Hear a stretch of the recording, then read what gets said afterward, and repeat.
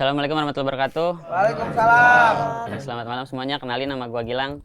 Dan senang banget akhirnya bisa tampil di Somasi, apalagi sebagai komika Bogor. Karena Bogor dikenal sebagai komunitas yang sombong, Bang. Bahkan kru Somasi juga nanyain kenapa Bogor diajak ditolak mulu. Malam ini gue mau klarifikasi. Jadi sebenarnya kita bukan nggak mau, tapi nggak boleh.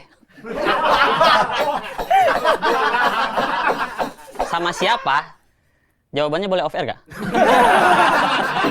Kapan lagi bang stand up, setupnya on air, punchline-nya off air? Tapi sebenarnya alasan simpelnya karena Bogor tuh nggak mau kelihatan jelek. Gue hari ini ajak ke sini, di briefing dulu sama senior. Kalau lucu bilang dari Bogor. Kalau enggak Bogor Barat. Resikonya gede. Tapi gue cukup ngikutin channelnya Om Ded ya di podcast Somasi gitu. Dan gue menemukan satu perilaku perbedaan di podcast sama Somasi. Di podcast Om Deddy sering bilang penontonnya smart people. Di Somasi nggak pernah. Karena smart people mana yang nonton stand up bawa rebana.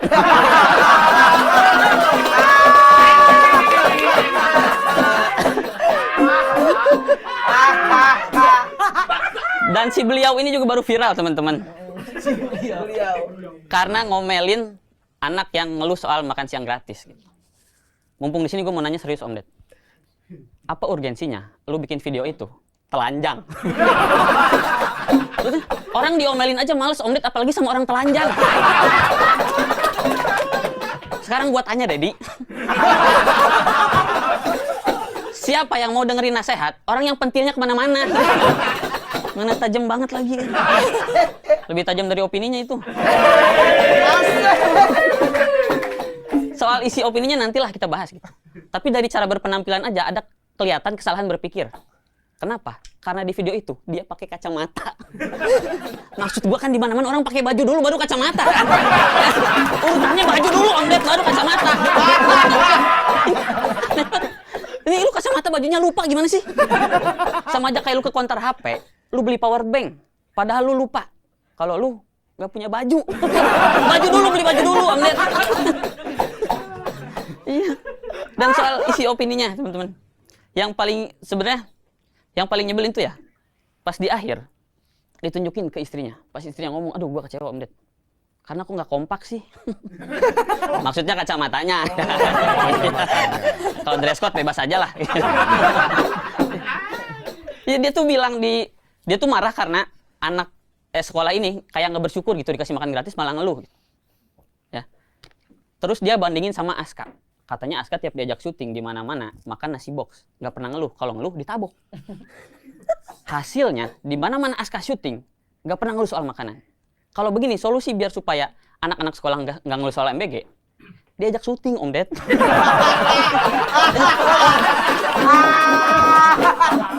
Kenyang nomor 2, exposure nomor 1. Terus istrinya juga bilang, aduh, menurut gue emang ya orang kaya tuh kalau udah kaya nggak perlu ngeluh soal kesusahan lah gitu. Karena jadi aneh gitu. Dia bilang cuma bisa beli Oki Jelly Drink dulu. Oke, mungkin dulu cuma bisa beli Oki Jelly Drink. Tapi sekarang gue yakin lu bisa beli Oki Rengga.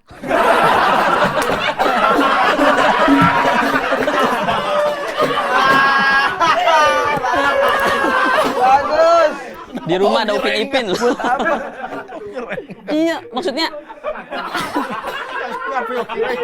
dengan lu beli Oki Jelly Drink itu belum tentu menunjukkan kalau lu miskin. Tapi udah pasti nunjukin lu makan iklan. Nunda lapar mah banyak, gak harus Oki Jelly Drink kan? Ada gorengan, buras, risol banyak. Om Ded pulang dari sini cek HP istrinya. Ada Last War Survival gak? Gamenya Surya bang. Banyak banget di mana-mana pasti kemakan Om Ded. Kalau ternyata ada bisa jadi berita baru. Sabrina Hoirunisa, istri Deddy Kobuzer, kepincut Surya insomnia.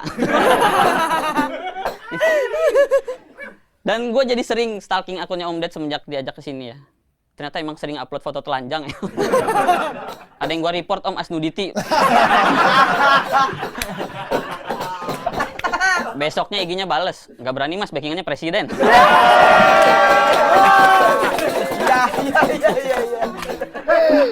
Jadi emang hobi telanjang kayak hobi telanjang. Tapi nggak apa-apa karena menurut gue ya semua orang tuh berhak menggeluti hobinya, berhak mengejar passionnya di umur berapapun.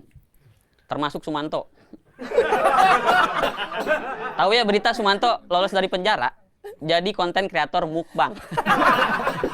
Jadi konten kreatornya nggak masalah, tapi mukbang banget nih. Terlalu passionate mas, terlalu passionate ini. Lebih dari Tan Boy Kun gue yakin.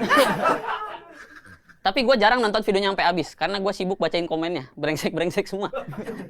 Ada videonya, jadi Sumanto makan sate doang sebenarnya. Di komen, enak ya mas, setengah mateng. Dibales enakan yang mentah. Kalian ingat gak sih dulu reviewer makanan? Itu kalau dikasih makanan favoritnya, suka bilang, enak banget sampai mau meninggal. Sumanto kalau dikasih makanan favoritnya, sama komennya, mau meninggal nih. Enak banget kayaknya. Tapi menurut gue ya, Sumanto kalau mau viral itu harus banyakin collab gitu, sama konten-konten kreator. Makin banyak dia collab, angka konten kreator makin berkurang. Kalau mau cepet viral, ikut Beyond Combat. Kapan lagi di ring ada lawan, ada mangsa. Yang satu ngelatih otot, yang satu ngosongin perut. Yang cocok nih lawannya Agus Buntung. Karena gue yakin Sumanto selama ini gemes lihat Agus Buntung. Ih, mubazir.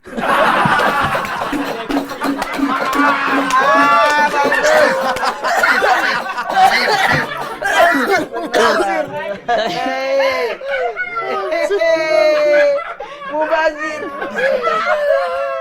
Dan di channel sebesar ini gue mau nyampein keluhan gue soal peraturan pemerintah, Om Ded. Dari yang paling simpel dah, ujian SIM. Kalian semua di sini pasti punya motor kan? Punya SIM? Nyogok yakin banget. Orang sebesar Om Ded juga gue yakin nyogok. Pangkat aja giveaway kan? Enggak, maksudnya selepas dari itu ya. Aneh tahu lihat Om Ded ujian SIM motor. Gue sih males lihat Om Ded naik Scoopy. Gak cocok. Gak cocok. Tapi wajar gitu orang pada nyogok karena emang yang diujianin itu nggak ada yang dites sama sekali, nggak ada manfaatnya. Gue ceritain nih ujian SIM kayak gimana. Yang kemarin nyogok dengerin nih. Sorry, gue sih tes 3 kali gagal baru nyogok. Karena emang susah banget. Jadi di tes SIM itu kita disuruh bawa motor, di depan kita ditaruh kon, jaraknya lurus 1 langkah, jadi kon.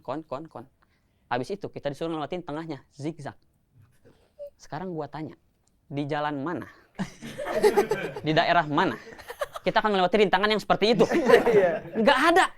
Kalaupun ada, gue lagi bawa motor, di depan gue ada batu bersusun jaraknya 1 langkah. Batu. Kan gue bisa lewat pinggirnya. Ngapain gue lewat tengah ya kan? Dan anehnya nih ya, si kon yang tadi, itu sebenarnya nggak apa-apa teman-teman kita tabrak. Kita masih bisa lulus ujian. Asalkan pas nyetir konnya nggak jatuh, kaki kita nggak turun. Jadi kalau ketabrak cuma geser, nggak masalah, kalian masih bisa lolos. Ingat ya, kon jangan jatuh, kaki nggak turun, geser nggak apa-apa. Sama aja kayak gue lagi bawa motor, di depan gue ada tukang sayur lagi jualan. Tukang sayur itu nggak apa-apa ditabrak. Asalkan sayur yang nggak ada yang jatuh, kaki gue nggak turun. Kalau pas ketabrak abangnya cuma geser, tulangnya masih lulus aman. Gue cari tahu kenapa sih dibikin sesusah ini. Yang bilang ini dari kepolisian, ya Allah. Katanya supaya pengendara kita terbiasa melewatin jalanan jelek. Jalanan jelek bisa dibenerin. Kenapa skill kita yang diasah? Ya kan? Aneh banget. Banyak yang bikin gue sebel di sebagai orang Indonesia tuh. Salah satunya budaya basa-basi. Gue malas banget karena buang-buang waktu. Gitu. Apalagi basa-basi yang nanyain hal yang sebenarnya udah jelas. Misal gue lagi nyapu depan rumah, tetangga lewat, nyapu mas, lihat aja monyet. Masalahnya yang bikin makin lama, ada tuntutan kalau kita kena basa-basi harus balas basa-basi balik ya. Jadi dengan dia nyapa gue, mau nggak mau gue nawarin mampir. Mau kemana mas? Nggak mampir dulu. Ah masnya basa-basi kan? Enggak demi Allah. Di dalam udah ada tetangga 5. Aneh mau semua juga tuh. Jangankan sesama manusia ya, sama Allah juga suka basa-basi. Ya. Padahal kan Allah mengetahui gitu. Dia tahu apa yang kita pengen, to the point aja. Bukan apa-apa, gue nggak mau banyak basa-basi sama Allah. Takut ditawarin mampir. Mampir dulu mas, enggak ya Allah, pulang dulu aja, pulang. Masalahnya hampir di setiap momen kita tuh kena basa-basi gitu. Yang paling gue nggak suka kalau lagi mesen ojol. Gue paling males kalau dapat abangnya yang ngajak ngobrol. Gue pernah dapat driver namanya Sodikin, karena banyak omong jadi so tahu bang. Dia nanya gue gitu, kuliah apa kerja dek? Kuliah pak. Di mana? Gitu. Nah ini kalau gue jawab manjang, dia bakal tiba-tiba punya kenalan yang ada di lingkungan gue. Tapi kalau nggak gue jawab, materinya nggak lanjut teman. Jadi gue bilang aja, IPB pak. Oh saya ada tuh kenalan, saya punya anak, anaknya punya teman gitu. Temannya anak IPB, kenal nggak dek, namanya Fatur. Ya Allah masih ditanyain. Pak IPB luas jurusannya banyak, Fatur anak mana nih? Anak teknik sipil dek. Aduh, kenal lagi. Jadi ngobrol bang, jadi ngobrol, males banget. Masalahnya di motor tuh angin, orang ngomong apa dijawab apa gitu, susah. Kuliah dari kapan dek? Dari tahun 2020, paling sekarang semester akhir gitu. Oh sama, saya juga narik dari pagi. Ya deh, daripada tadi kan dipatok ayam dari pagi deh gitu. Pak kalau emang mau ngobrol mending kita ke pinggir dulu. Emang nggak buru-buru? Mau kok denger sekarang? Jadi ngobrol lagi bang itu. Makanya harus, menurut gua ya, harusnya aplikasi-aplikasi ojol itu bikin inovasi di mana kalau kita dapat driver itu muncul pertanyaan. Apakah Anda bersedia diajak mengobrol? Kan enak ya kalau lagi nggak mau tinggal pilih enggak gitu. Jadi mas ini mesen, drivernya datang, jalan aja tuh. Di tengah jalan dia nanya, serius mas gak mau ngobrol? Gak mau! Ya Allah! Masih si Sodikin itu. Makanya itu yang gue percaya, itu yang gue yakinin. Kalau driver itu nggak perlu banyak basa-basi. Sampai suatu hari gue dapet driver yang motornya motor listrik teman-teman. Itu suara mesin gak kedengeran, hening banget. Kalau nggak ngobrol canggung. Sepanjang jalan gue batuk-batuk berharap ditanya, dia nggak nanya gue. Akhirnya dengan berat hati gue duluan yang mulai. Bang, saya anak IPB loh. Langsung kenal nama gue, Gilang Indra Cakti. Terima kasih.